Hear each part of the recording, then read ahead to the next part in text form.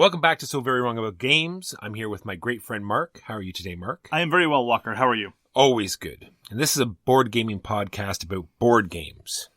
And boy, did we play a lot of board games. You see the dog sled, Canadian dog sled, board game pack mule pulled in. And we finally got a bunch of games in that we got to play. So let's just get right into it and start talking about stuff.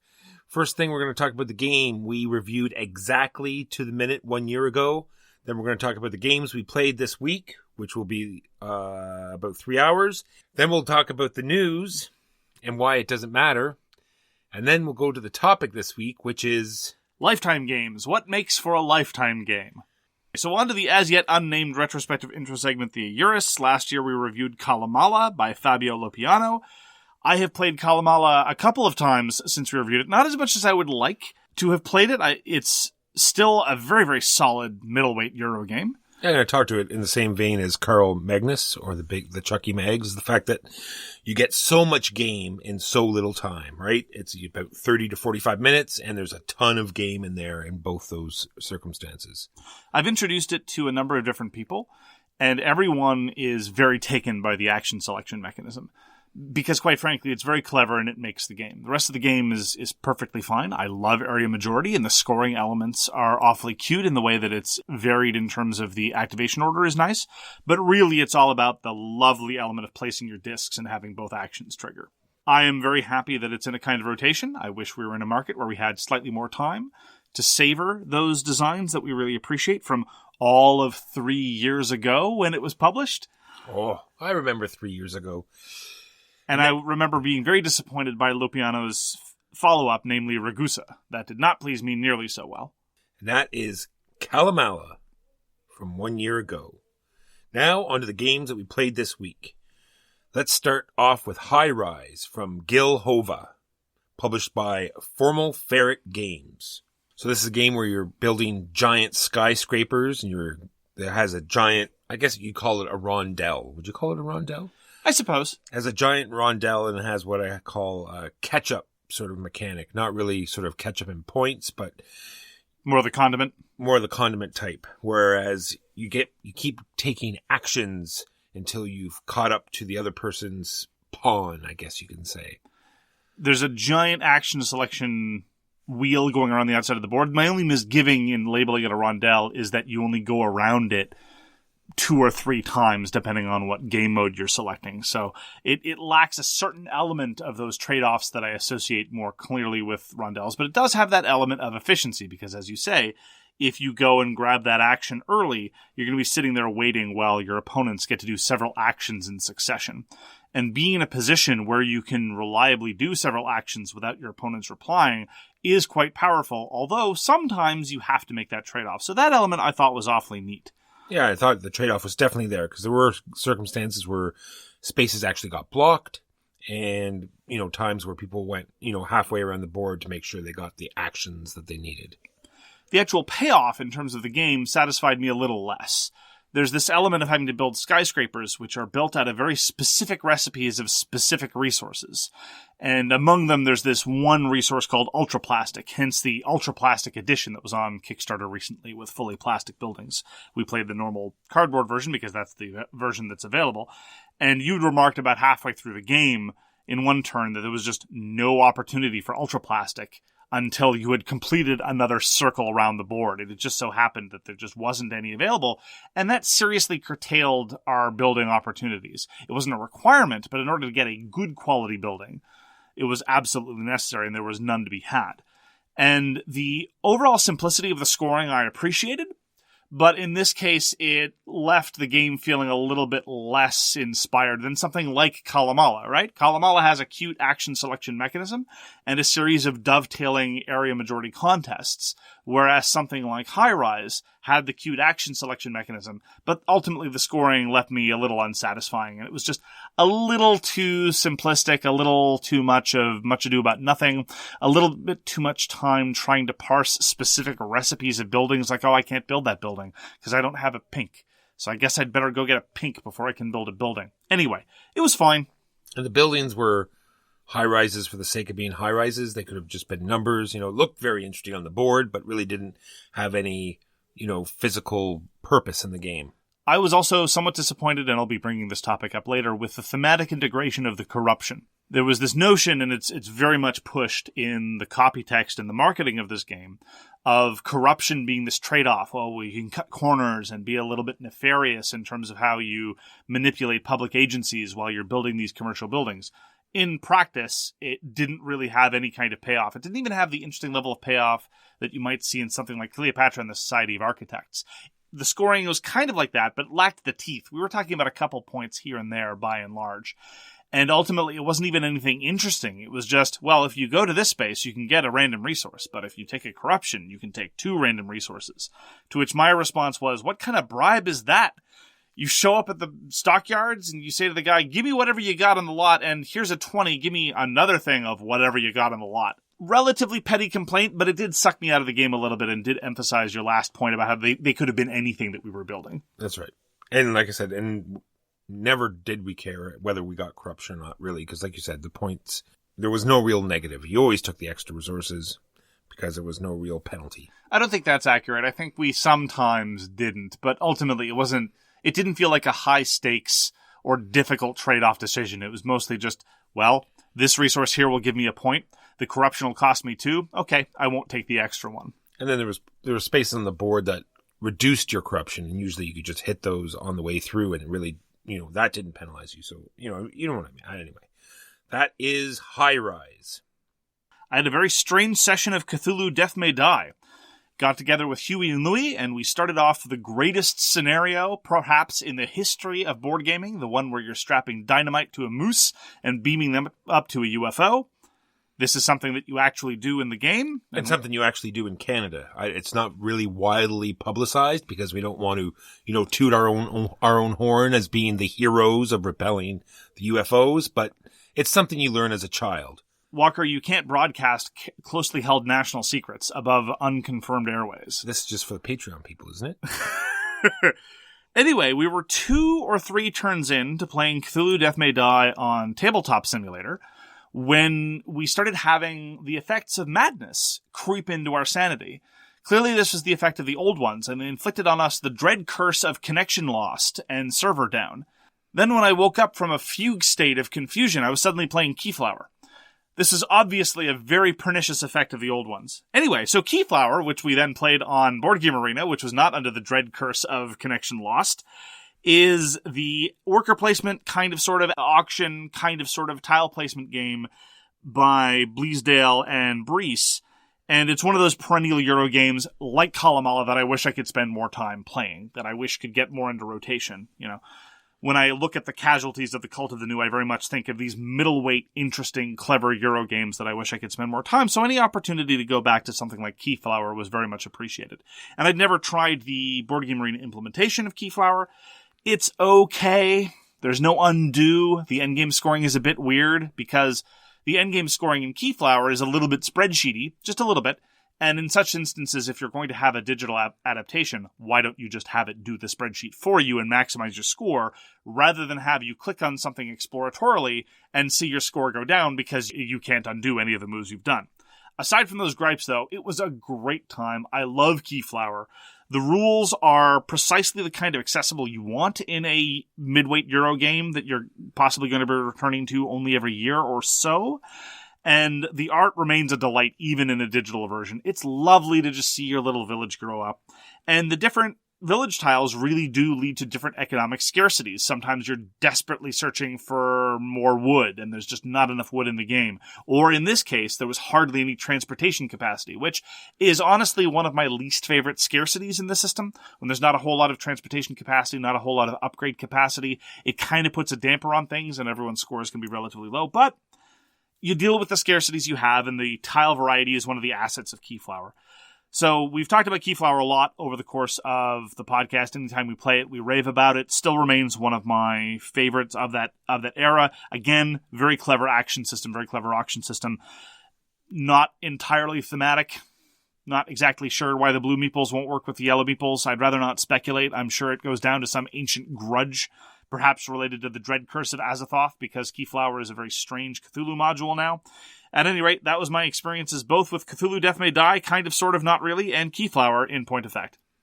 All right, then you and I got to sit down to play Civilization: A New Dawn, and specifically with the expansion Terra Incognita. Now, the original game is designed by James Keefen, but the expansion is designed by Tony Fanchi. So I've only played this once before this, and from what I remember, didn't have a great experience. I'm not sure exactly why. After playing it the second time and having such a great time, I really couldn't put together in my head why I didn't like the first time. I think mostly it's because it felt more abstract or not so much of the civ building, but with all these new stuff that this expansion brings in, I really feel that it brings it all together more than it did in the first place.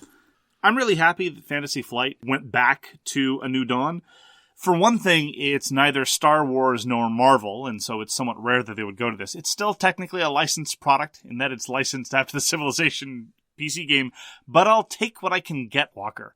I've never been FFG's biggest fan, but I was definitely a bigger fan of them back before they did a variety of things rather than just churning out licensed products and LCGs.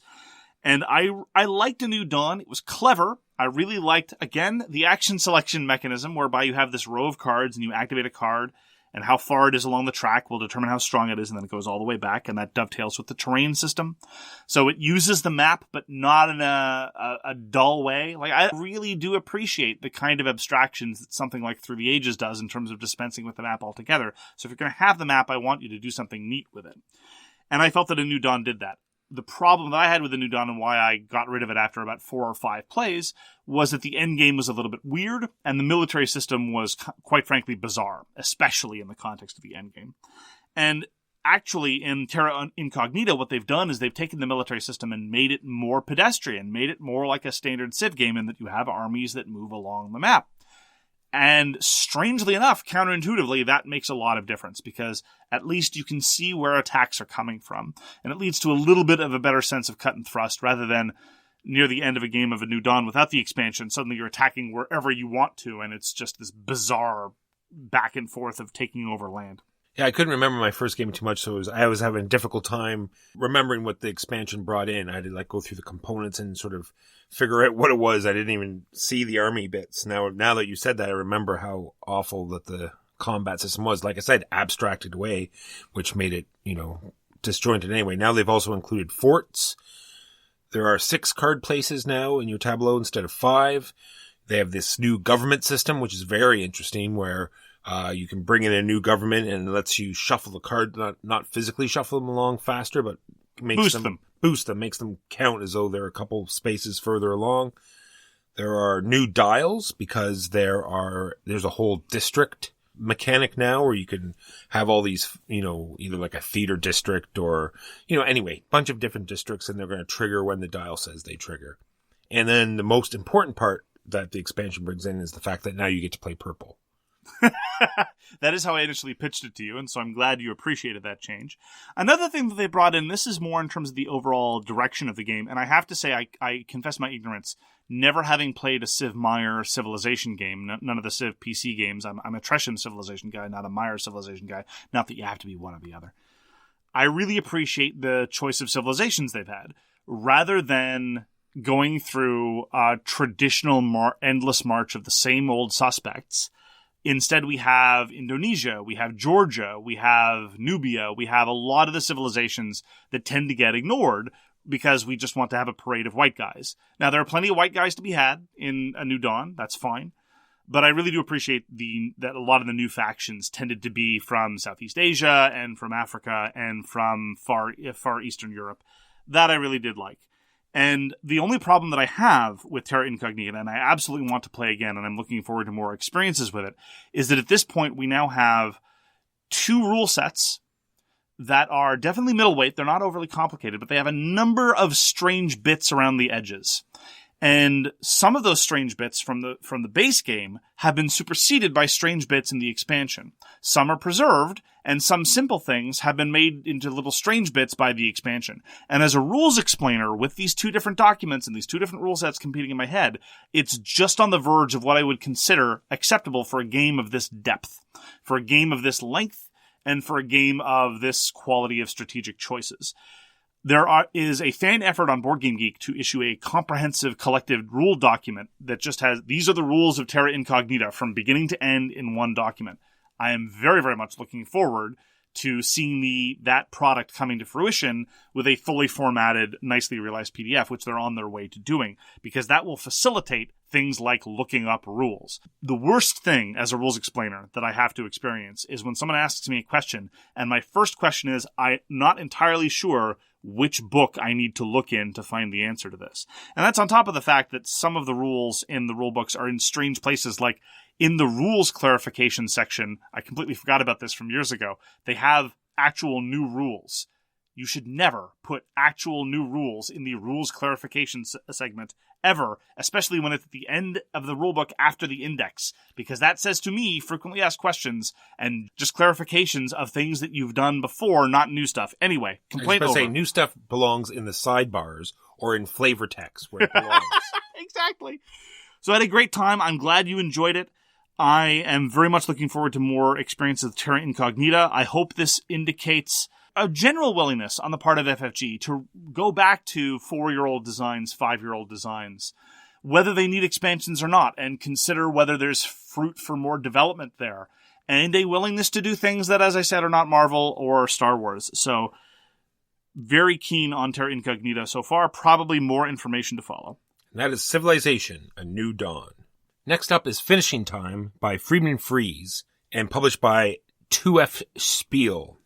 So this is a game about getting off of work and trying to relax because work is terrible and painful for everyone and never fulfilling. Well, to quote Local H, work is for suckers and the sucker is you. I can definitely respect the fact that in the context of this game where you start off with no right to vacation and an 80-hour work week, that definitely colors the perspective of what's going on. Well, true, these workers do have it a little rough, I have to admit. Just a touch. So I'm gonna compare this a little bit to Hyperborea. I'm sure you have some other examples of games where people are going to finish their round at different times than other people. So in Hyperborea, you're going to empty your bag at different times than other people, and you're going to give your little end round. Mechanisms will trigger off when it's other people's turns, and this is what happens in Finishing Time as well. There's other actions you can do besides placing your workers. Therefore, once you've placed your last worker, then you do a quick little end round thing, and it could be people still could have workers left and doing their turns at the same time. So it's sort of at the beginning, everyone's sort of doing it at the same time, but it quickly offsets and people are taking their own turns at odd times. So Finishing Time, whose actual German title is Feierabend, was pitched to us, particularly in the Board Game Geek Designer Diaries. And for what it's worth, Walker, I share your concern that Board Game Geek is the official North American distributor of the game. Broadly speaking, if you run the website with information and reviews about board games, you probably shouldn't be selling games yourself, or certainly not exclusively. Especially exclusively. But that's a topic for another day. It was pitched as a game about, well, to put it bluntly, social consciousness and labor movements and balancing the gender equity pay gap and having a work-life balance and all those things. And so I was very thematically intrigued about the possibility of whatever statements this game would be making, about how it would be executed in the context of the game, and also of possibly an interesting economic system. I didn't get either of those things. Instead, what we got was an incredibly bland worker placement game with an interesting tempo element. Because as you say, the moment you put out your last worker, you do a refresh thing. And unlike in Hyperborea, where sometimes you want that turnover to happen as much as possible, in Finishing Time, you have to be very, very careful about the turnover, because at the start of the game, you're working 80 hours a week, your wages are terrible, you're not allowed to go on vacation, and you don't really have the clout to change any of those things. And every time you do your reset, you get hit in the face with the point hammer. And so the game is about trying to dig yourself out of this hole. You gradually scrape by slightly better work conditions. You try to work for better wages. You try to reduce first you work for a raise, and then after you get a raise a couple times, the path of least resistance is then to worry about the gender pay gap. So even that wasn't interesting at all. It was just a little side note. But that part was really cool. Trying to build yourself out of the hole and worrying about that was okay. And it really did a lot to help compensate for the fact that, as I say, the worker placement really is about as dull as you can get. Yeah, but there is blocking there. There's definitely blocking, and there's definitely holding off, trying to time it right, hoping that that person is going to run out of tokens and or workers and bring all of their tokens back so you can place yours out. So I thought there was definitely timing choices there that definitely, even in the game that we played near the end, because the end game trigger is when someone hits 40 points, then that will be the last round. So I saw that Mark was about to hit 40, so there's certain spots where you can throw out a whole bunch of workers at once, so I reset my turn quickly before he ended the game and then got all of my workers to try to beat his score. So I think there's definitely some choice there with workers. No, I agree, but I think you proved my point. The blocking is made interesting by the tempo considerations. So there are the spots that are obviously advantageous, and you have to look and say, when are these spots going to open up by virtue of where my opponents are in their tempo constraints? It's not an interesting trade-off when you've got workers left. You made some crack at the start of the game in terms of explaining things like, this is the spot that's the most valuable. And sure enough, it was. And anytime it was available, we would take it. When it was available was a function of some interesting tempo considerations. But past that, it wasn't anything. So what I would really like is for that kind of what I will broadly call economic cycle of gaining points and then losing points again because you have to go back to work, be married to a slightly more robust economic engine and or a slightly more robust worker placement game or something along those lines. As it was one interesting thing, coupled with, from my perspective, a rather frustrating lack of thematic payoff, coupled with a very trivial worker placement game. So I liked it. I don't know how much I want to play it again. True. This is what I was fearful when I read the rule book. I was very unhappy at the end of the book because that's what it felt like. It was like you're getting all of these points, and then, like you said, you get hit with the hammer and back, and it's just like this back and forth of just getting the same resource and then losing it again. And the game takes up a huge amount of real estate on the board for no reason. I did appreciate, however, how the game encouraged you to go find random strange. Yes. It was very odd. You would go find a mate, but then it became the mate of your whole workforce, which was odd. And that was Finishing Time by Friedman Friese. We played a game of Gatefall. Gatefall, for those of you that have been listening to our Pledge of Indifference show, I talked about a couple of times because it was on or near the Kick Track charts, and it kickstarted its first set of expansions somewhat recently. It is a deck-building skirmishy thing with what has been dubbed by both the Handwerker and other people as not miniatures, but bigatures. These are massive things. 100 mils. 100 mil, at least. And the kind of thing where you look at the back of the box and it's got the picture and it says actual size, and you say, oh, that doesn't look too big. And then you actually see the thing, and it looks huge. A number of people have had that reaction, not just me. And the actual gameplay of it is very, very, very simple. It's a dice chucker. And you have a deck which determines how many action points you can spend. And you get gold through various dice results, and you use that to improve your deck, either by calling out zeros from your deck or buying blindly from the deck of 2s, 3s, and healing cards. Not really any interesting card effects, no card combos here. It's just, what do you have in your hand? Oh, well, that's how many action points I have. And then you rush to go find the other person and smack them as hard as you possibly can. There are some interesting trade-offs with respect to upgrades and such, and the characters look great. They went with fantasy versus post-apocalyptic in the first set, and I'm a little bit disappointed by that. The post-apocalyptic characters seem cool, particularly Firebug. She is amazing. She's got these bunny ears and a flamethrower, and she's great. But the fantasy group is straight out of Central Casting. You have not Gandalf, you have not Gimli, and you also have a giant ogre who looks amazing, but isn't necessarily full of what you would call personality. So I feel there's a lot of wasted opportunity there. For context, Jack Dyer, the designer of Gatefall, has been talking about all the ideas he has for the game. He has a co-op version planned. He has a semi-co-op version. He has 17 factions on the back burner. I'm like, slow down, buddy. Slow your roll. Take 20% off the top, one thing at a time.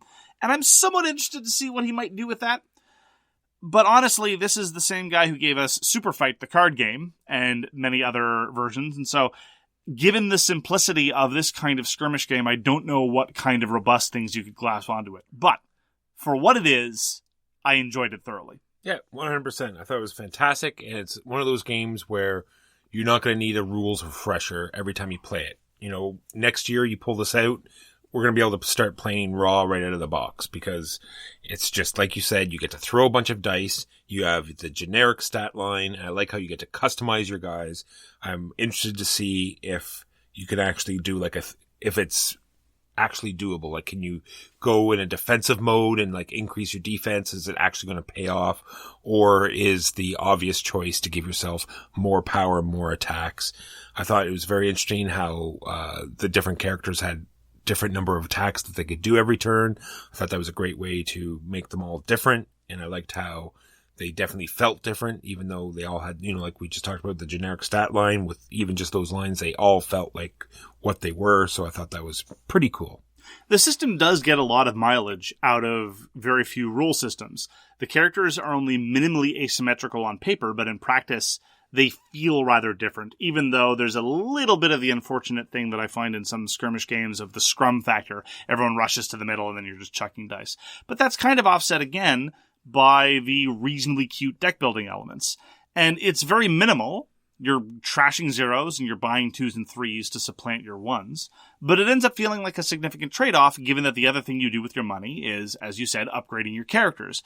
And so you have a reasonably interesting trade-off with respect to the money, a reasonably interesting trade-off with respect to what you do with your deck, and a reasonably interesting trade-off with respect to what characters you want to focus on and when. And all of those do just enough work to make it a thoroughly engaging experience with, quite frankly, ridiculous bigatures and relatively cheap boards, tokens, and cards, but whatever. There's a giant ogre with swords sticking out of a huge club. I'm okay with that. And thankfully they didn't do anything with line of sight or blocking or any of that silliness. A little clumsiness about moving the characters around that take up 2 spaces, but other than that, I think it was highly inoffensive.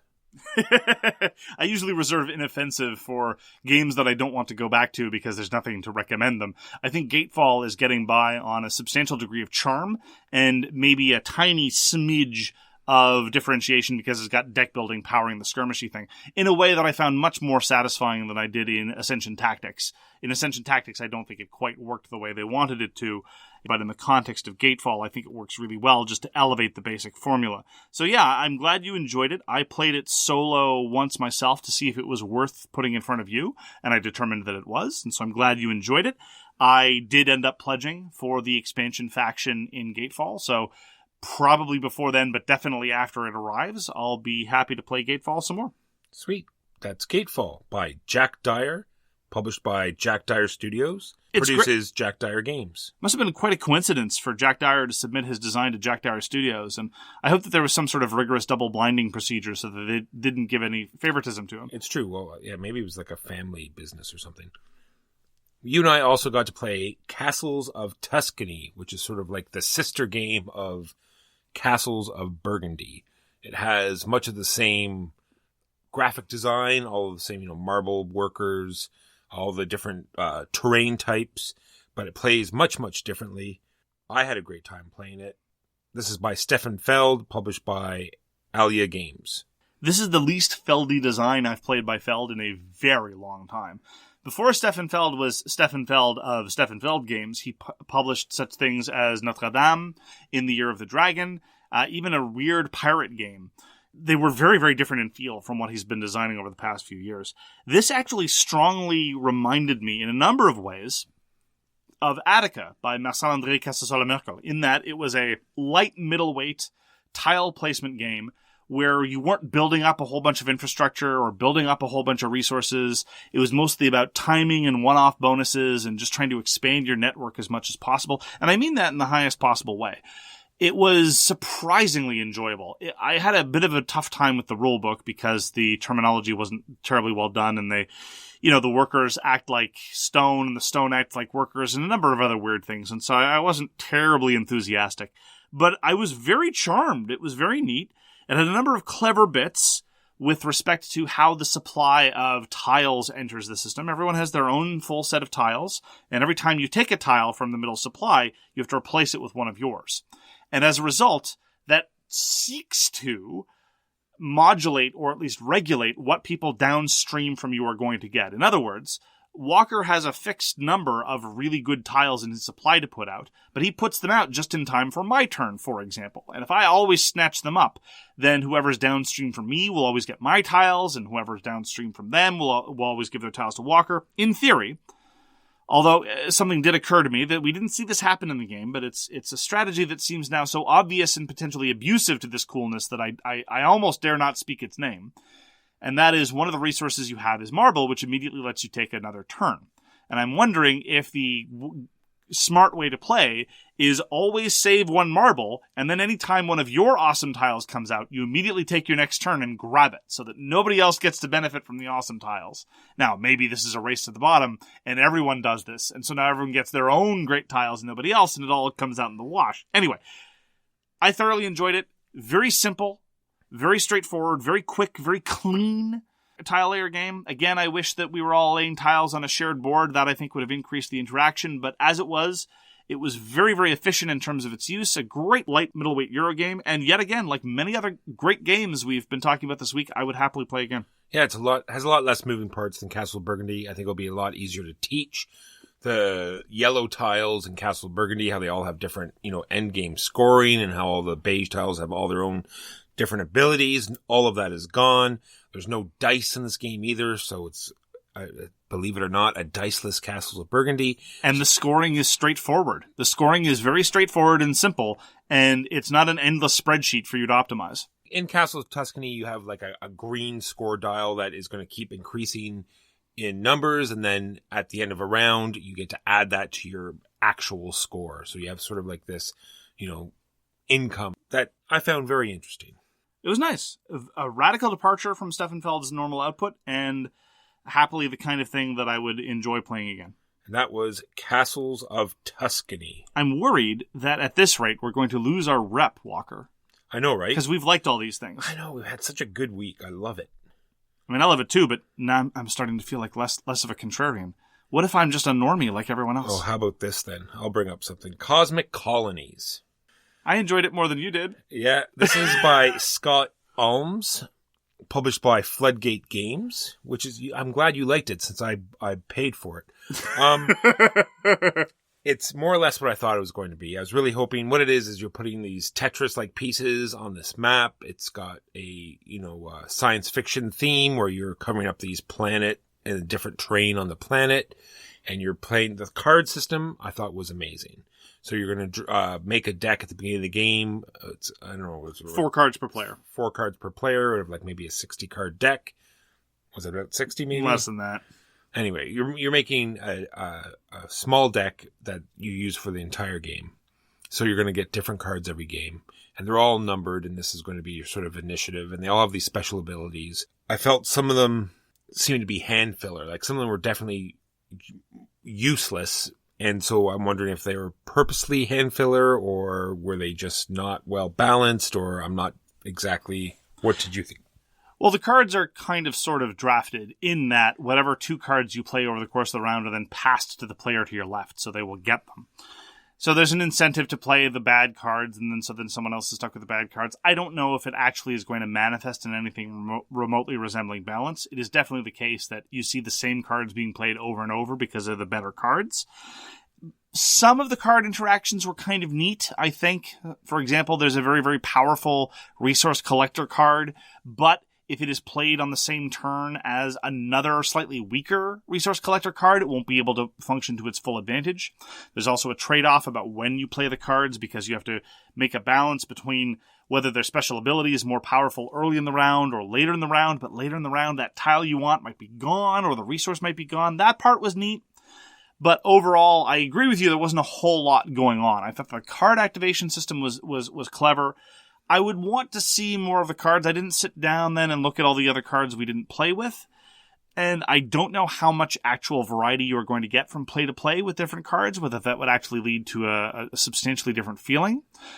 It's hard to make playing with Tetrominoes not fun, and so it definitely felt engaging in that sense. I just wish there was more consequence to where you put the tiles and how and when you put the tiles. Like if they sort of, let you cover up different things, that let you combo off other stuff, or, let you get resources somehow, or penalized you a little bit more, or just made the actual placement other than just cover the stuff up. off you go. And that was all you had. And then they had this really interesting card system, but then the actual placement, I thought it fell massively short. I agree. The tile placement of games like My City or of Barren Park were much more satisfying and had much bigger trade-offs, both in terms of tempo considerations and in terms of placement efficiency. And the actual tile-laying element of it was by far the least interesting element of Cosmic Colonies. I agree with you 100% there. The final thing that I'll note is that in terms of balance, Cosmic Colonies has a bit of a problem in that over the course of the game, you want to build certain kinds of tiles as they will give you more points. And the tiles, it must be stressed, don't do anything. They're just different shapes. And covering up various spaces don't do anything either.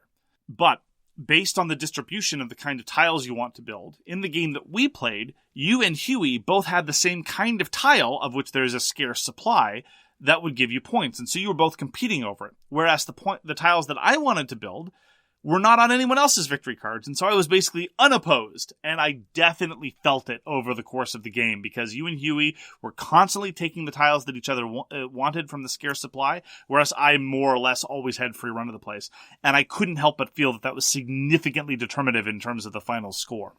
So, yeah, it's a light game. It's hard to diss it too much for being unbalanced in that sense based on the table distribution, but I have to say that in a very strong week, although I enjoyed Cosmic Colonies a fair bit, and I think also it's worth noting that it is not a small margin, my favorite Scott Almes design ever.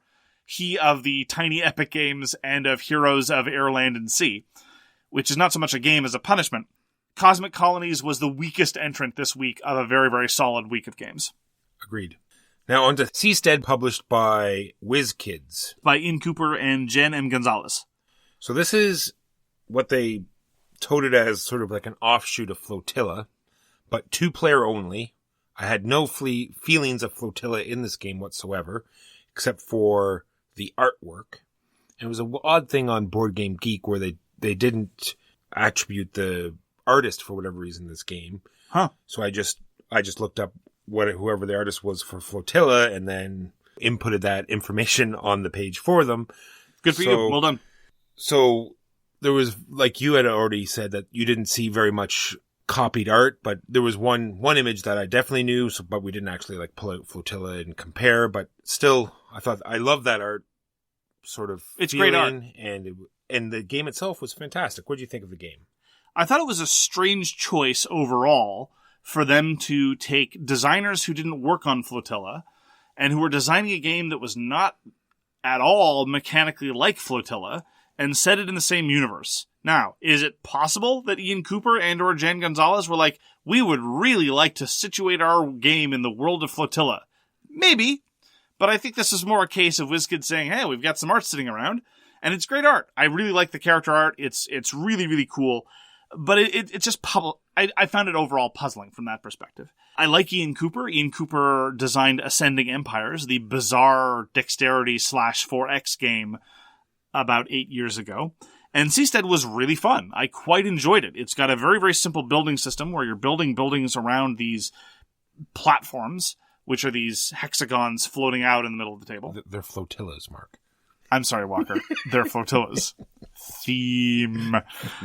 And very much like Castles of Tuscany, you're constantly encouraged to build these things, and they're not super expensive, so you're not spending turn after turn after turn saving up for a big thing. It's more about tactically picking your spots.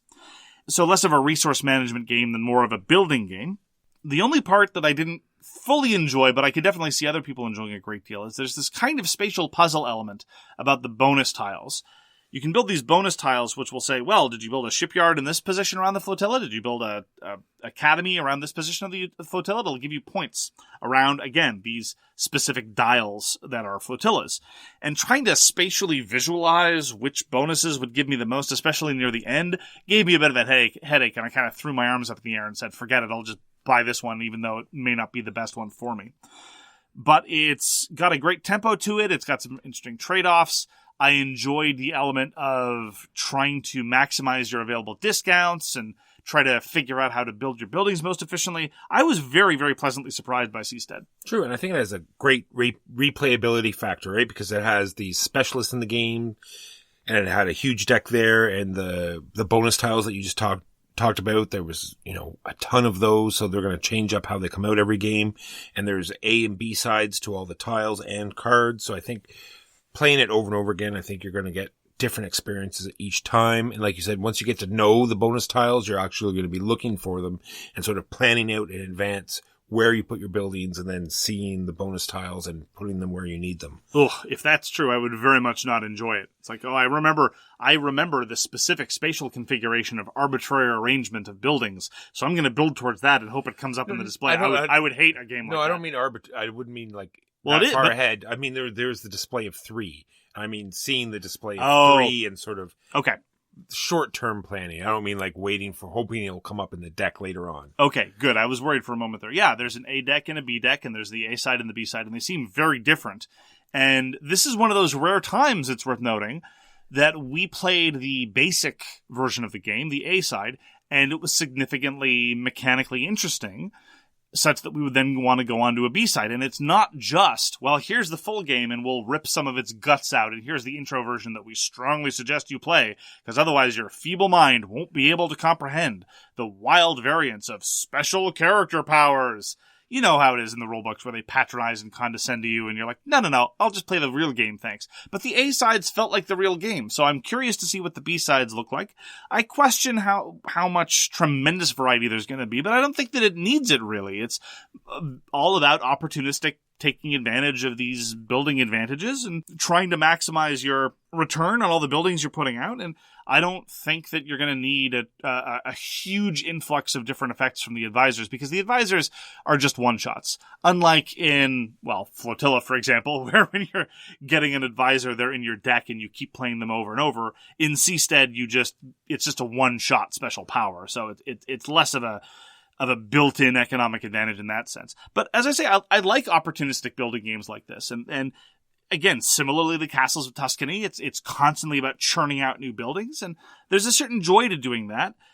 I like resource management as well, but sometimes I just want fewer barriers for putting out my new stuff. So Seastead was surprisingly engaging. The components were great. The look was great. I'm a big fan of Ian Cooper. This is now the second design of his that was sufficiently different from the normal run of things that I definitely want to see more of his work. Yeah, I recommend Seastead. I'm looking forward to trying the B-side. All right, and finally for me, Wingspan by Elizabeth Hardgrave. So I pulled this out again with my partner. She loves it. We have a thing for birds. We have several bird feeders in the back. So we sort of like this theme. I just want to bring it up because they have a new expansion coming out soon for those who, just because we think it's derivative and brings nothing new to the table, doesn't mean that some people might like it. I enjoy it only because of the joy that the people I play it with have when they're playing it. So this new expansion has new resources. You're going to get a whole new set of player boards, new dice, more birds. It has this whole resource called Nectar that is a wild resource that you can use for anything, but it only lasts for the turn. There's a whole new phase that you discard all your nectar. Looking forward to more Wingspan. Cough. A mí me gusta mariposas. And mariposas. ¿Por qué no jugamos mariposas, Walker? Just cuz, Mark. Just cuz. So a final note, not a full comment on a playthrough because we don't want to get into spoilers, and there's another reason why we don't want to get into too much detail. We did bust out Pandemic Legacy Season 0, and we played the tutorial. My first comment is that I'm although not a healthcare professional myself, I've spent a lot of years working in the healthcare field, and I've had some degree of medical training, and I've worked in a clinical context, and I think I missed the part in medical training where they taught you how to execute Soviet agents with a shot to the back of the head. I missed the murder section. Maybe you were sick that day. I must have been out. Or maybe they just figured, the ethicist is in the room. Let's pretend like we don't spend most of our career systematically murdering half of the Eastern Bloc. Well, this is a good time to talk about it, seeing as we don't know any of the bonus content yet, nor have we seen any of these spoilers. So we can say everything that we've seen so far because we just played the preliminary game. So the emphasis more on this game is that the sickness is part of the story and not much part of the game, which is an interesting twist. Instead of, going around and eradicating sickness, you're going around and eradicating other humans. Yes. because of theme. Because of theme, precisely. The components, and here to get into too many details would actually, I think, spoil some of the surprises, even for just the prologue, are straight up delightful. It's been a long time since I've been this overjoyed at clever use of components and the way the components dovetail with the theme. And you're going to get that right at the end of the prologue. It's really well done. You really feel like you've got your money's worth already in the sense of what they're doing things. And they're really devoting an effort to mixing up the formula. You know, after having played so many games of Pandemic, so many games of the historical variants of Pandemic, so many games of Pandemic Legacy even, they found a way to make things feel fresh, which is great. Mechanically, I have very serious doubts and very serious misgivings. I can't go into details about those without getting into spoilers, and there'll be another venue for us to talk about that, more on that when we talk about the news. But suffice to say, I was very pleased. My worries are all hypothetical. We'll see if they manifest, or we'll see if they do things. I have great faith in Matt Leacock. I don't really have much faith in Rob Daviau anymore. But we had a great time. We sat down. We're going to have an established group to play through Pandemic Legacy Season 0. And so far, I'm very cautiously enthusiastic. Those were the games that we played this week. Now, on to the news and why it doesn't matter. Well, first off, let's talk about the news for the podcast. We don't want to get into spoilers for those that don't want spoilers for Pandemic Legacy Season 0. So we're going to be launching another recurring bonus feature for our patrons. I have tentatively entitled it Pandemic Legacy Season 0, the C.U.R.E Files, the Committee for Undermining Russian Espionage. Right. I have a bit of an acronym problem. We're going to be releasing bi-weekly summaries of our campaign and what's been happening. We're going to go into detail about the funny things that have happened and the joyous exploits of Huey, Dewey, and the two of us. So if you're interested in that, look forward to it on alternating Wednesdays in the Patreon exclusive episodes. Oh, by the way, we're still running our special, pay for 10 months, get 2 months free. Nice. All right, so some ex-VPs of Blizzard Entertainment are starting up their own board game company, Mark. Wow. Yes, Chris Medzin and Mike Gilmartin, former VPs of Blizzard Entertainment, are starting Warchief Gaming. They have announced no game so far, but they promised to give us some news by the end of this year, so I'm interested to see what they come up with. I'm curious to see what Games Workshop products they'll be ripping off next. Apparently it was a sort of a gaming group that they formed from, the Blizzard community, and they felt as though, now producing games is the next logical step for them. So, well, I toured the Blizzard studios when I visited my friend who used to work there. He doesn't work there anymore. And they showed me the library. The library in the Blizzard studios is all the media they like. So consoles running back decades, video games running back decades, and a whole whack of board games. And I would constantly hear from my friend of all the board games that he was playing with other people at Blizzard. So I confess I'm not shocked. The first expansion to Horizon Wars Zero Dark has been published. This supplement is called Nemesis. Don't worry, Walker, it's okay. How many things are we going to be called Nemesis? No, this is the same thing as before. Same thing. Clearly you just... I remember Nemesis, and I think maybe when you said Nemesis, my mind just... Of course. Yeah, shut down. I respect the fact that you constantly purge it from your memory. That's okay. When I introduced Zero Dark rather inexpertly to Huey and the Handwerker, we were playing one of the missions from the early draft, the beta release of Nemesis. But now it's been published on Wargame Vault, so you can go and get Operation Nemesis. You can also get it bundled together with Horizon Wars Zero Dark if you don't already have it. Honestly, right now, it's my favorite tabletop miniature system. I highly recommend it if you have any interest in sci-fi skirmish tabletop wargaming. It's got a wonderful solo system, and it's got a great sense of personality, and it's wonderfully customizable. It has my highest possible recommendation. It's very inexpensive to buy the PDFs from Wargame Vault, and now's the best time to jump into the system. This is an interesting designer in the form of Roby Jenkins, who has very interesting things to say, both about game design and about the games industry. And it is very interesting to see his work develop. I've played his prior design as well, namely Horizon Wars. I've talked about it on the podcast, which is not a skirmish thing. It's more of a mass battle, 6 mil, 15 mil kind of deal. But whatever you have, whatever miniatures you've got, you can play them with Horizon Wars Zero Dark. So go check it out on Wargame Vault. There's also a free introductory version, so you can just get a sense of the incredibly clever resolution mechanisms. That is Horizon Wars Zero Dark, specifically Operation Nemesis. Lastly, for me, it's just a statement to first-time designers that are on Kickstarter.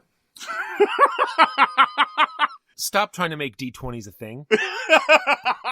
D20s in board games will never be a thing. Pro tip. What? Okay. No, I'm not going to talk about the project. I'm just done. I'm done. I watched the video. What's wrong with D20s? I watched the video and I see a D20 roll by. I said, okay, don't worry, Mike. It's just to mark health or something. Don't worry. Everything will be okay. Sure enough, Mark, here comes the attack roll and it's a D20. Just no. Oh, you mean a simple just straight 5% up. Roll increment? a D20. Okay. I'm done. Okay. That actually, on the topic of Horizon War to Zero Dark, there's going to be a sci-fi version of Frostgrave, namely Stargrave. And I had half a moment of thinking, ooh, I like sci-fi. And Frostgrave I always thought was vaguely conceptually interesting. This is by Joseph McCulloch, who did Rangers of Shadowdeep, which I enjoy. And then I remembered, oh, wait a minute. Frostgrave and one assumes, although we don't know this for a fact, Stargrave work on a D20 system whereby you might just have a bonus of +2 to +4 or something. And I'm willing to put up with that degree of shenanigans where a rat can roll a 20 against you and you roll a 2 in a co-op game. That I'm okay with. I'm not okay with that in a competitive game. It does not produce the kind of probabilistic outcomes that I consider appropriate. And so I was willing to pass on Stargrave, at least conceptually. Anyway, last bit of news from me. It is November the 2nd. It is officially Chinese New Year. Happy Chinese New Year, Walker. Happy Chinese New Year, Mark. This is pointed out in the guild. Someone has made the first claim of, there's this Chinese New Year thing coming out. This was Brad Talton of Millennium Blades. Congratulations to Brad Talton and everyone at Level 99 Games for officially kicking off Chinese New Year, the holiday that now starts in November and lasts until July. It's amazing. Did you get me anything for Chinese New Year, Walker? Yes, Mark. I got you a podcast of pain and suffering. And that is the news and why it doesn't matter. And now on to our topic of the week, which, based on how long we've spent talking about everything else, we're probably going to keep relatively brief because we don't like to waste your time. And that's okay. We're going to make this efficient. We're going to make this pure pro quality. Sure, I know you're looking at the runtime, but remember, you edit out mostly everything I say, so that should cut it down quite sufficiently. Walker, if only that were true. So, I brought this topic, Mark. It's about games that you have on your shelf that you just seem to pull out all the time, that you just want to play. Maybe they're not the best game, but they're why are these games on your shelf that, aren't in the top 100 or some people don't like? Why are they there? So, I think there are a number of different categories of games that fall into a sort of lifetime game, or even sometimes even the lifestyle game, although those might be different. And one of the areas, although I confess this doesn't really apply much to me, there's arguably one game that I have that I think falls into this category, is games where there's a sheer volume of study. The games where they're an entire universe of study unto themselves, and you could literally spend a lifetime in some cases studying and playing the game and constantly be learning new things about even just the fundamentals. Now, the classic of this in the Western tradition is chess, and you also have games like Go and Shogi. But there's also hobbyist games that fall into this category, like ASL. Advanced Squad Leader is one of those things where it's an entire process of just internalizing the rules. And at that point, call it either a sunk cost fallacy or just a genuine enthusiasm. You have people who are now just ASL gamers, this international community of people that play this one thing over and over and over and over and over again. The closest thing that I have anything like that, and I don't know if there's any game that falls into that category for you, is Magic Realm. Having gone through the bother of learning how to play Magic Realm, it is now just a core part of my gamer identity, and I still pull it out to pore over the rules and play some solo rounds and pull it out on Realm Speak, and it really is just an entire universe unto itself in some ways. What I have for that is Gaia Project. Sometimes when, I realize I haven't played it for a while, I'll go on, onto Board Game Geek and into the forums, and there'll be these whole articles on how to maximize this particular race, or why it's slightly unbalanced, or what are the first few opening moves for a race, or how to play it differently. So that's the same. You can also look at see what games have tournaments, right? Yes. And these are the games that, will lead well into that type of behavior. Well, and then there are some people for whom it's not a lifetime game, it's a livelihood game. Things like chess and Magic, all these people who play games professionally. And nothing that we play really falls into that category. But it's always impressive to me that, again, these are games that have an entire universe to them. And these are people who will devote substantial periods of their life to mastering it, either for just satisfaction or sometimes even remuneration. True. And it could be something like a setting that really interests you, or something related with a hobby that you're also like, let's say you're into gymnastics, or there's even dog agility games out there, or something that, you do on the side as well that brings this game out to the table over and over again. Sheer enthusiasm for the theme can absolutely overcome many other things, and indeed keep the game forefront in your mind in a hectic release schedule. And even if you're an omni gamer like we are, and you're constantly having to chase down new games, if you just remember the theme very fondly, that's absolutely going to bring it to the forefront, and perhaps keep it in your collection and on your table over the course of an entire life. I spent a lot of time thinking about different games' approach to variety, because a lot of games now, especially Kickstarters, but even non-Kickstarters, have tons and tons of different either scenarios or characters or ways to play, etc., etc. But to my mind, there's the kind of variety that you might see in a game like Project Elite. No slight on Project Elite, but for me, Project Elite is a game that has tons of variety, but isn't quite a lifetime game. Actually, it doesn't even come close, because yes, you can be playing a different scenario on a different board with different alien bosses, with different characters, and possibly millions of permutations there. It's going to feel mostly the same from play to play. And that's okay. I like the game, and I'm happy to do it. But it's not going to be the thing that I'm necessarily going to be sure that 20 years from now I have access to in my collection. Contrast that with other games where on the surface there's less variety and less asymmetry, like Hansa Teutonica, like Tigris and Euphrates, where every game that plays out is radically different from every other game. Yes, in Hansa Teutonica you have to get upgrades, but what upgrades you get and in what order and who's going to block you how and where and when you go for towns and when you start making connections, etc., etc., etc. Similarly with Tigris and Euphrates, how many monuments are going to come out? When are they going to come out? What colors are you going to be strong in? What colors are you going to be weak in? Are you going to be focusing on internal conflicts or external conflicts? How opportunistic are you going to be? Are you going to make it play for treasures, etc.? Give them a variety and a dynamism that a lot of other games just can't touch. And that's one of the reasons why I think many, many years from now, we're still going to be pulling out games like Hansa Teutonica and Tigris and Euphrates. And that's even independently of just their sheer quality. They do have sheer quality, but just the difference from play to play is so huge. That's one of the things that I look for in what I would call a lifetime game. So, and some of the companies help you with this by making games like a living card game, where they sort of hit you, every month or so with a little mini expansion to keep this in your interest, in your mind. And the collectible games also lead into the same sort of thing where you want to buy over and over again to slowly collect all of the cards and then therefore, want to play it over and over again. Sincere question, though. I sometimes feel as though living card games in particular might fall into a trap of, yes, they constantly push themselves to the top of your queue, but only so long as they're supported. And I can't help but feel, and maybe this is cynical, maybe this is not true, that based on past performance, all of these living card games will eventually stop being supported. The only game that's persisted is Magic the Gathering, which I think, again, is very much a lifestyle and a lifetime game for lots of people. I would compare this to something like Gloomhaven, which falls into this under the same category. Gloomhaven can be an all-totalizing experience, and if you want Gloomhaven to be the entirety of your hobby life, it can be, for a while, and you do eventually run out.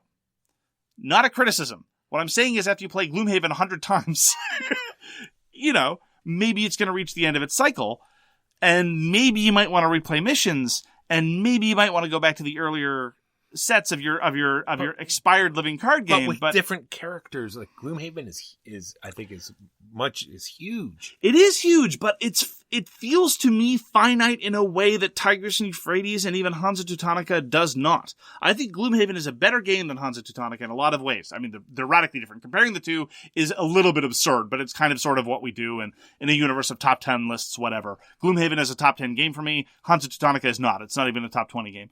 But Hansa Teutonica feels like a vaster universe to me than Gloomhaven. Do you understand what I'm getting at least? Yes, I understand what you meant. With the every single game being different every time you play, where Gloomhaven, it sort of plays out relatively the same. It's a little bit of the question of what kind of variety are you getting. And yes, playing different classes in Gloomhaven leads to a different experience. And yes, they have different scenarios. But to some extent, it feels like in terms of the decision-making, in terms of the strategy, in terms of the overall play experience, Gloomhaven has a half-life that other games don't. other very rarefied games. Like, compare Gloomhaven to 99.9% of the games in the universe. Yes, Gloomhaven has more variety and more longevity, but there's a kind of feature that I'm trying to get at. The kind of strategic horizon that is constantly shifting, whereby the fundamental playing pieces don't ever change, but the overall horizon of how they interact on the board. Like, the platonic ideal of this is probably Go. I don't really like Go, it's not my thing, but it's that kind of difference. So that's going to do it for this week. Thank you very much for joining us for So Very Wrong About Games. This is fertile ground. We will probably be returning to similar topics at some time later, but it is late. It is time to go. If you'd like to get in touch with us, you can reach Walker via his email, justrolledadice@gmail.com. You can reach me, Mark Bigney, on Twitter @TheGamesYouLike. For more public discussion, you can find the So Very Wrong About Games Facebook page, or you can check out our Board Game Geek Guild, which is guild number 3236, and you can find us on Patreon. We read everything you send us, and we'll get back to you if we can. Thanks again for tuning in, and we hope to see you again soon. If you like the podcast, tell a friend. You've been listening to So Very Wrong About Games, produced by Michael Walker and edited by Mark Bigney. Special thanks goes to What Does It Eat for generously allowing us to use their most excellent song, FOS, as our theme. You can find them at whatdoesiteat.com. You can reach us by email at soverywrongaboutgames@gmail.com or on Twitter @SoWrongGames. Thanks very much, see you next time, and always, try to be right, but remember you are so very wrong.